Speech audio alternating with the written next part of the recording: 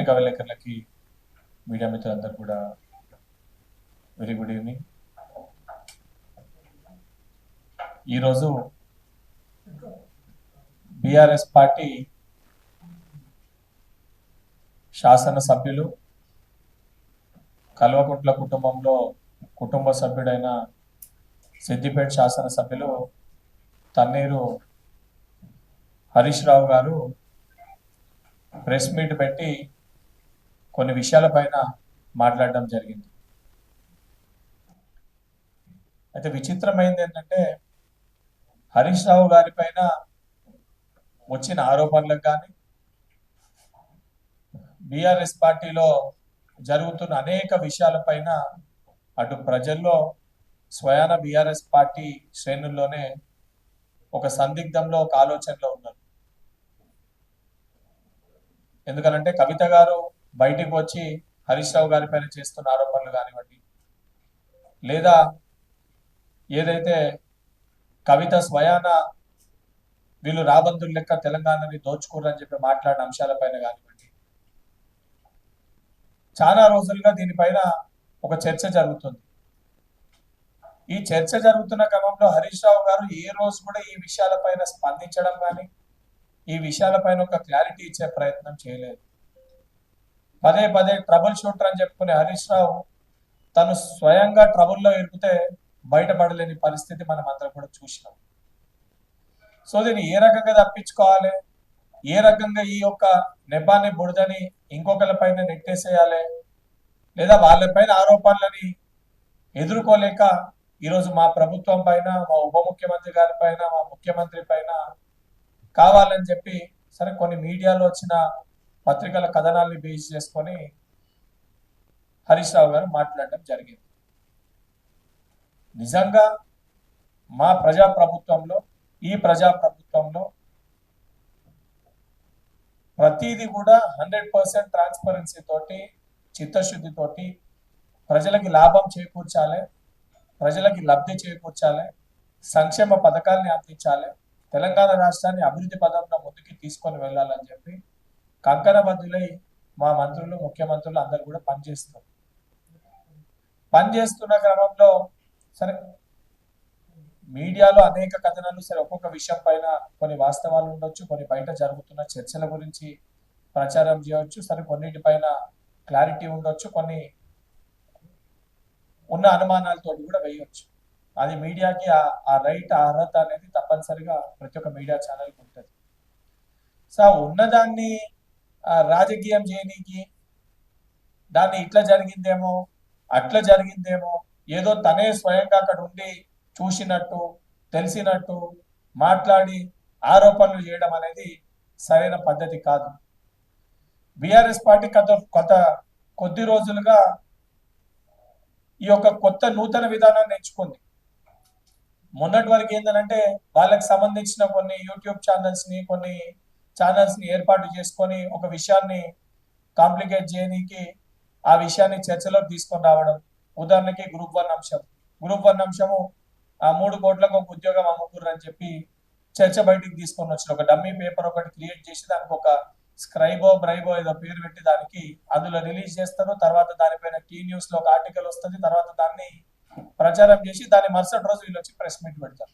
Same అదే విధంగా HCU భూముల విషయంలో, దాని తర్వాత మొన్న ఏదైతే హైదరాబాద్ పరిధిలో ఉన్న ఉర్దూ యూనివర్సిటీ భూముల విషయం కూడా అదే రకంగా చర్చ పెట్టి, అంటే ఏది జరగక ముందే వాస్తవానికి ప్రభుత్వం ఏదైనా మంచి చేసే ప్రయత్నం చేసినా కూడా ఏ రకంగా కాళ్ళల్లో కట్టెలు పెట్టాలి, ఏ రకంగా సంక్షేమాన్ని అడ్డుకోవాలి, ఏ రకంగా ప్రజల్ని ఇబ్బందిలో పెట్టాలి, ఏ రకంగా విద్యార్థులను రెచ్చగొట్టాలి, ఏ రకంగా నిరుద్యోగులని ఉద్యోగాలు ఇస్తలేరని చెప్పి రెచ్చగొట్టి వాడుకోవాలి, ఈ అంశం పైన దృష్టి పెట్టి పదే మాట్లాడతారు. హరీష్ రావు గారు నేను సూటిగా, సరే మీకంటే వయసులో నేను చాలా చిన్నవాడిని, రాజకీయంగా కూడా మీకున్నంత 70,000 పుస్తకాలు చదువుకున్న వాళ్ళు నాకు ఎవరు గురువులు లేరు, మీకు మీ మామున్నట్టు.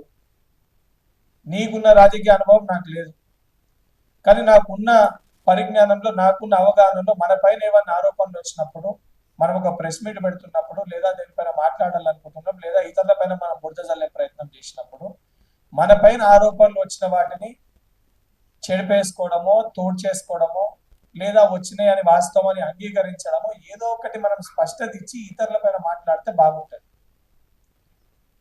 ఆరోపణలు చేసింది రాజకీయ పరంగా నేను మీ పైన ఆరోపణలు చేస్తానంటే మీరు అంగీకరించకపోవచ్చు, కానీ స్వయాన మీ ప్రభుత్వంలో మీ కుటుంబంలో ఉన్న మీ కుటుంబ సభ్యురాలు నువ్వు ఒక దొంగవి, నువ్వు లంగవి, నువ్వు లఫోట్వి లఫంగివి అని చెప్పి ఇష్టం ఉన్నట్టు మాట్లాడి స్వయాన కేసీఆర్ గారిని పీకి కట్టలు కట్టిందా తెలంగాణకి అని చెప్పి అంశాలు కూడా ప్రస్తావించడం జరిగింది. దానిపైన ఈ రోజు కూడా నువ్వు నోరు మెదపలే, దానిపైన నువ్వు మాట్లాడే సార్ నీ పైన మాట్లాడకపోతే నువ్వు మాట్లాడకపోయినా కేసీఆర్ గారిని అందంగా కూడా మీరు మాట్లాడతలేనంటే మీరు ఎంత దొంగలో తెలంగాణ రాష్ట్రానికి అందరికీ అర్థమైంది. సరే కవిత గారి మాటలకి ఎంత శాంటిటీ ఉందనేది నిజంగా కవిత గారు ఇతరుల పైన ఆరోపణలు చేస్తే శాంటిటీ ఉంటుంది, కానీ ప్రభుత్వంలో ఉండి దొంగతనం చేసినప్పుడు తను కూడా దాంట్లో భాగస్వామ్యురాలుగా ఉండి సూచన వ్యక్తి బయటకు వచ్చి మాట్లాడినప్పుడు అయితే 100% ఆ మాటలకి శాంటిటీ ఉంటుంది. ఆ శాంటిటీ ఉన్న విషయాలపైన మీరు ఎవరు కూడా స్పందిస్తలేరంటే ఇంకా అది బలం చేకూరుస్తుంది. దానిపైన మాట్లాడుకుంటే ఇటువంటి అంశాలని ప్రస్తావించడము సరైన పద్ధతి కాదు. అండ్ నిజంగా ఈ జరుగుతున్న విషయాలు ఏమున్నా కూడా నిన్న మా డిప్యూటీ సీఎం గారి పైన కొన్ని ఆరోపణలు వచ్చినాయి. వారు బాధ్యతతోటి డిప్యూటీ సీఎం హోదాలు ఉన్నారు కాబట్టి అఫీషియల్ గా ప్రెస్ మీట్ పెట్టి ప్రెస్ ద్వారా వారు తెలంగాణ సమాజానికి ఒక క్లారిటీ ఇచ్చింది. ఇది మా చిత్తశుద్ధి, ఇది కాంగ్రెస్ పార్టీ నాయకుల చిత్తశుద్ధి. ఆరోపణలు వస్తే బాధ్యతతోటి ప్రజలకు అర్థమయ్యే విధంగా బాధ్యత గల పదవిలో ఉన్నాము, ప్రజలకి సమాధానం చెప్పాలి. ఈ ప్రజా ప్రభుత్వంలో మనము సమాధానం చెప్పాలి, మనం చెప్పాల్సిన బాధ్యత మాపై ఉందనే ఒక చిత్తశుద్ధితోటి మా ముఖ్యమంత్రి గారు కానీ ఉప ముఖ్యమంత్రి గారు కానీ మా మంత్రులు కానీ ఎప్పటికప్పుడు ఏ విషయం వచ్చినా కూడా ప్రెస్ ని అడ్రస్ చేసి అఫీషియల్ గా మీడియా మిత్రులు అడిగే ప్రశ్నలకి సమాధానం చెప్తూ కూడా వాస్తవాలకు క్లారిటీ ఇవ్వడం జరుగుతుంది. మీకు సిగ్గు శరాలు ఇచ్చిపెట్టి మీ పైన వచ్చిన ఆరోపణల పైన మాట్లాడకుండా ఫక్త్ రెచ్చగొట్టాలి, ఎట్లా రాజకీయ లబ్ధి పొందాలి, జూబ్లీహిల్స్ లో కూడా ఇట్లనే ఫేక్ సర్వేలు చేసి రాజకీయ లబ్ధి పొందడానికి అడ్డగోలుగా ఆ రోజు పాపం మా నిరుద్యోగులను రెచ్చగొట్టే ప్రయత్నం చేశారు. ఆఖరికి ఏమైంది, హైదరాబాద్ పట్టణ ప్రజలు జూబ్లీహిల్స్ నివాస ప్రజలు నేలకేసి కొడితే తలెత్తుకొని తిరిగే పరిస్థితి లేదు మీకు. రేపొద్దున మున్సిపల్ ఎన్నికల్లో కూడా ఆ మున్సిపాలిటీ చెదకుప్పల పడిపోయే పరిస్థితి ఏర్పడుతుంది మీ పార్టీకి.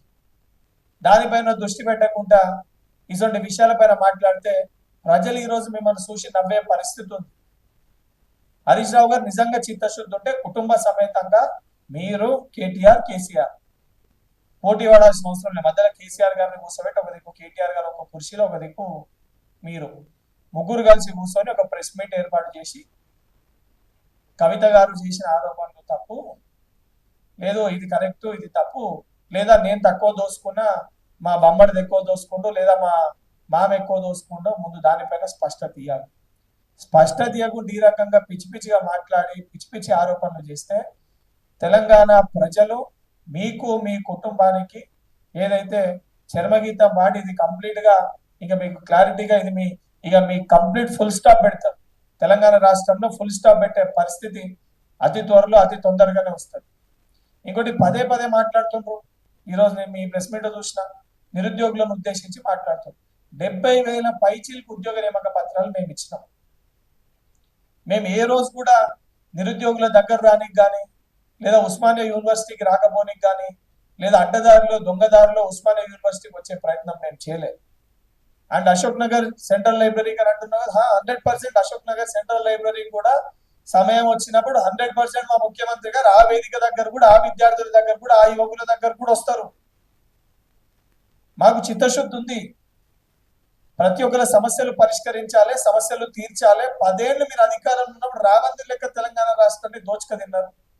ఆ రోజు సిగ్గుండేనా ఏ రోజు మీకు వచ్చేది? ఒక రోజు చెప్పు 10 ఏళ్ళలో చికట్పల్లి సెంట్రల్ లైబ్రరీకి నువ్వు వచ్చింది లేదా ఉస్మానియా యూనివర్సిటీకి వచ్చిన ఒక్క ఫోటో చూపి నేను మా నాయకులకి 10 మంది చూపిస్తాను. నేను కానీ మా అద్దంకి దయాకర్ కానీ ప్రభుత్వంలో ఉన్న శాసన మండలి సభ్యులము అధికారంలోకి వచ్చినాక ఎమ్మెల్సీ హోదాలో చికట్పల్లి సెంట్రల్ లైబ్రరీకి 4 సార్లు పోయినాం. ఉస్మానియా యూనివర్సిటీకి ఒక్కొక్కలము దగ్గర 10-12 సార్లు ఉస్మానియా యూనివర్సిటీకి పోయినాము. మీరు అటు దిక్కు పోవాలంటే కూడా దారిలో పోవాలంటే కూడా భయపడి వెనకకెళ్ళి తిరిగిపోయే పరిస్థితి, లేదా ఓఆర్ఆర్ ఎక్కి ఉప్పల్కి దిగి రావాల్సిన పరిస్థితి. మీరు ఈరోజు మా ముఖ్యమంత్రి గారి గురించి మాట్లాడే అర్హత, నైతిక అర్హత మీకు ఉందా? ఒకసారి మీరు ఒకసారి పునరాలోచించుకోవాలి. ఆర్ట్స్ కాలేజ్ వేదికగా ముఖ్యమంత్రి గారు వచ్చి 1000 కోట్ల నిధులు ఉస్మానియా యూనివర్సిటీకి కేటాయిస్తామని చెప్పడం జరిగింది. ఇది తెలంగాణ ఉమ్మడి ఆంధ్రప్రదేశ్ చరిత్రలో కూడా మొట్టమొదటిసారి ఒక ముఖ్యమంత్రి వచ్చి ఆర్ట్స్ కాలేజ్ వేదికగా మాట్లాడి తెలంగాణ రాష్ట్రంలో ఉన్న యూనివర్సిటీల బాగోగుల కోసము భవిష్యత్తు కోసం ఆలోచించి వారు ఆ రోజు ప్రకటన చేయడం జరిగింది. సరే, అక్కడ దాన్ని కూడా మీకు సంబంధించిన కొంతమంది వ్యక్తులతోటి రెచ్చగొట్టి దాన్ని మిస్లీడ్ చేసి మీ ఛానళ్లలో తప్పుడుగా ప్రచారం చేసే ప్రయత్నం చేశారు. ఇప్పటికన్నా సిగ్గు తెచ్చుకొని ఇటువంటి దిక్కుమాల చర్యలు చేయకుండా నిజంగా ఫస్ట్ మీ ఇంట్లో పంచాయతీ ఏంటో ఫస్ట్ మీ ఇంట్లో పంచాయతీ తెంపుకొని తర్వాత బయటకు వచ్చి ఇటువంటి మాటలు మాట్లాడితే బాగుంటుందని హరీష్ రావు గారికి సూచిస్తున్నా. దానితో పాటు ఈరోజు నేను హైదరాబాద్కి వెళ్ళి శాసన మండలి సభ్యులుగా ప్రాతినిధ్యం వహిస్తున్నా కాబట్టి ఈరోజు హైదరాబాద్ పరిధిలో ఉన్న బీఆర్ఎస్ పార్టీ నాయకులు సికింద్రాబాద్ అంశం పైన ఏదో కార్పొరేషన్ ఏర్పాటు చేయాలి లేదా సికింద్రాబాద్ ఇష్యూ పైన కావాలని చెప్పి రాజకీయం చేసే ప్రయత్నం చేస్తారు. నేను వాళ్ళకు కూడా చెప్తున్నా, అరే బాబు, జిహెచ్ఎంసీ ఎక్స్పాండ్ చేసినప్పుడు 150 డివిజన్లు అయినప్పుడు మరి మల్కాజ్గిరి చేసినప్పుడు మరి ఆ రోజు కేసీఆర్ కాదా చేసింది? ఆ రోజు మరి మీకు సో ఎక్కడ పోయింది? 10 ఏళ్ళు మీరు అధికారంలో ఉన్నారు. మరి ఇప్పుడు మీరు చేసే డిమాండ్స్ ఏవైతున్నాయో 10 ఏళ్ళు అధికారం ఉన్నప్పుడు మీకు సోయి లేకుండా చేసుకునేది. 10 ఏళ్ళు మీరు అధికారంలో ఉన్నప్పుడు మీకు సోయి లేకుంటే ఈ రోజు బయటికి వచ్చి రాజకీయ లబ్ధి కోసము పేర్లతోటి ప్రాంతాలతోటి మీరు రాజకీయం చేస్తున్నారు. అండ్ భారతీయ జనతా పార్టీ తోటి మాకు సఖ్యత ఉంది, మా ముఖ్యమంత్రి గారికి సఖ్యత ఉందని మాట్లాడుతూ సిగ్గుందా మీకు? 10 ఏళ్ళు మీరు అధికారంలో ఉన్నప్పుడు చెట్టపట్టాలు వేసుకొని తిరిగి ఏదైతే గలే మిలాయించుకొని బాయి అని చెప్పి సపోర్ట్ వద్దన్నా కూడా డిమానిటైజేషన్ కి, నోట్ల రద్దుకి, అనేక అంశాలకి మీరు కాదా సపోర్ట్ చేసింది బీజేపీకి? బీజేపీ పార్టీ మీ ములాఖత్ చూసే కదా మీ సొంత బిడ్డ మీ ఇంట్లోకి వెళ్ళి బయటకు పోయింది. కేటీఆర్ నీ సొంత చెల్లెని నువ్వు షీ అని చెప్పి కొట్టింది. సొంత బిడ్డ ఈ రోజు కేసీఆర్ ని పీకి కట్టలు కట్టినామని చెప్పి మాట్లాడుతుంది. సొంత మర్దలే బావని దొంగ లుచ్చా లఫూట్ అని చెప్పి మాట్లాడుతుంది. ఇవన్నీ మీ బీజేపీకి బీఆర్ఎస్ కున్న ములాఖత్ ని చూసే కదా. ఈరోజు ఏ అంశాన్ని చూసుకున్నా స్వయాన అదేవిధంగా బీజేపీ పార్టీలో ఒక ఎంపీఏ మాట్లాడిండు కదా మీ దోస్తీ గురించి, మీ కలయిక గురించి. ఇప్పుడు రాష్ట్ర ప్రభుత్వంలో ముఖ్యమంత్రి గారు కేంద్రానికి సంబంధించి రావాల్సిన నిధులు, తేవాల్సిన నిధుల దానిపైన as a chief minister of Telangana, prime minister of ఇండియాని కలవడం జరుగుతుంది. ఆ కనీస ఇంగిత జ్ఞానం లేకుండా, ఆలోచన లేకుండా ఈ రోజు మీరు సంబంధం లేని అంశాలని మా పైన రుద్దే ప్రయత్నం చేస్తే మీరు సచ్చి బీజేపీ పార్టీకి పార్లమెంట్ ఎలక్షన్స్ లో ఊపిరి పోసింది. బీజేపీ పార్టీ ఎంపీలు గెలవాలని చెప్పి బీఆర్ఎస్ పార్టీని చంపుకొని బీజేపీ పార్టీకి ఊపిరి పోసిరు మీరు. ఇది వాస్తవమా కాదా? బీఆర్ఎస్ పార్టీ ఓట్ షేర్ ఎటు డైవర్ట్ అయిందో కనబడతలేదా? ఈరోజు ఎమ్మెల్యేల విషయం పైన కూడా బీఆర్ఎస్ పార్టీ వాళ్ళది అయిపోగానే మళ్ళీ కావాలని చెప్పి ఎవరు న్యాయస్థానాన్ని ఆశ్రయించిండ్రు, ఎవరు ఒక లైన్ లో నడుస్తుండ్రు. ఎనుకో ముందో ఇవాళ బీఆర్ఎస్ చేసింది, రేపు బీజేపీ చేస్తుంది. ఇవాళ బీజేపీ చేసింది, రేపు బీఆర్ఎస్ చేస్తుంది. మీ ఇద్దరు ఒకటే లైన్ లో ట్రావెల్ చేస్తున్నారు. నేను సూటిగా బీజేపీ వాళ్ళకి, బీఆర్ఎస్ వాళ్ళకి సవాల్ చేస్తున్నా. ఈరోజు తేదీ, నెల, డేట్ గుర్తుపెట్టుకోరు. 19th జనవరి. కాంగ్రెస్ పార్టీ ఎటువంటి పరిస్థితులలో, ఎటువంటి విషయంలో కూడా బీజేపీ పార్టీతో కానీ బీఆర్ఎస్ పార్టీతో కానీ అలయన్స్ ఎన్నికలకు పోయే పరిస్థితే ఉండదు. ఇంతే చిత్తశుద్ధితోటి బీజేపీ పార్టీలో కానీ బీఆర్ఎస్ పార్టీలో కానీ ఎవరన్నా బయటికి వచ్చి మా ఇద్దరి కలయిక ఉండదో, మా ఇద్దరు మిలావట్ ఉండదో, మేమిద్దరము ఎప్పటికీ కలవము, ఇండిపెండెంట్ ఎలక్షన్ కొట్లాడతామని చెప్పే ధైర్యం మీకుందా? కల్వకుంట్ల కుటుంబాన్ని నేను సూటిగా అడుగుతున్నా. హరీష్ రావు గారు, కేటీఆర్ గారు, కేసీఆర్ గారు, నెక్స్ట్ ఎలక్షన్స్ మేము బీజేపీ తోటి అలయన్స్ లో వెళ్ళము, మేము ఇండిపెండెంట్ గానే ఎలక్షన్ కొట్లాడతామని చెప్పే ధైర్యం మీకుందా? మీరిద్దరు గలే మిలాయించుకొని మీరిద్దరు ములాఖత్ అయి మమ్మల్ని తట్టుకోలేక ఇద్దరం కలిసి మమ్మల్ని కొట్టాలని ప్రయత్నం చేసేది మీరు. ప్రతి విషయంలో కూడా రెచ్చగొట్టి రాజకీయ లబ్ధి పొందుదామని చూస్తుంది మీరు. నిరుద్యోగుల అంశంకి వెళ్ళి, యూనివర్సిటీ భూములకు వెళ్ళి, ఆఖరికి హైదరాబాద్ పట్టణంలో సికింద్రాబాద్ విషయంలో, మన్రేగా విషయంలో మహాత్మా గాంధీ గారిని పేరు తెస్తే మహాత్మా గాంధీ గారు కేవలం కాంగ్రెస్ పార్టీ కాదు. మహాత్మా గాంధీ భారతదేశంలో ఉన్న ప్రతి పౌరుడు ఈ రోజు స్వాతంత్రాన్ని, స్వేచ్ఛని మనం అనుభవిస్తున్నామంటే ఆ రోజు మహాత్మా గాంధీ గారు, అదేవిధంగా జవహర్లాల్ నెహ్రూ గారు, సర్దార్ వల్లభాయ్ పటేల్ గారు ఫ్రీడమ్ ఫైటర్స్ వాళ్ళు పెట్టిన భిక్ష. అసొంటి వ్యక్తి పేరుని ఈ రోజు బీజేపీ పార్టీ తీసేసే ప్రయత్నం చేస్తే దానిపైన మీరు మాట్లాడతలేరు. బీఆర్ఎస్ పార్టీ నాయకులు దానిపైన మీరు స్పందిస్తలేరు. దాన్ని బట్టి చాలా స్పష్టంగా అర్థమవుతుంది మీకు బీజేపీ పార్టీకి ఉన్న ములాఖత్, మీకు వరకున్న ఒక దోస్తి. ఇవన్నిటిపైన స్పష్టత ఇవ్వకుండా పిచ్చి పిచ్చిగా మాట్లాడితే హరీష్ రావు గారు తాటి చెట్టు అంత ఎదిగిర్రు. కొంచెమన్నా మీ అనుభవాన్ని రాజకీయంగా ఏదో మాట్లాడాలని చెప్పి మీ బొమ్మడిది మాట్లాడిందని నేను మాట్లాడకపోతే నేను కనబడకుండా పోతా అనే భయంతో ఇష్టం ఉన్నట్టు మా పైన ఆరోపణలు చేస్తే ఆరోపణలకి మేము మీ పైన అనేక విషయాల పైన అడ్డగోలుగా మిమ్మల్ని కూడా తిట్టొచ్చు.